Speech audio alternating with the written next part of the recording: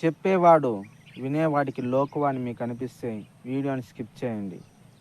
ఒకవేళ వినాలనిపిస్తే చివరి వరకు చూడండి. మనిషిని కావలయం చాలా వరకు కృంగదీస్తుంది, జీవితంలో పైకైతే లేవనీయకుండా చేస్తుంది. కావలయం ఏంటి అనుకుంటున్నారా?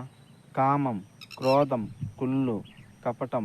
ఈ 4 ఉంటే మాత్రం జీవితంలో నువ్వు ఎప్పటికీ పైకి రావు. ఎందుకంటే ఇవి నీ జీవితాన్ని నాశనం చేస్తాయి. మనం చిన్నప్పుడు ఏ అలవాట్లయితే నేర్చుకుంటామో పెద్దయ్యాక అవే మన వెంట తిరుగుతాయి, మనల్ని వెంటాడుతాయి.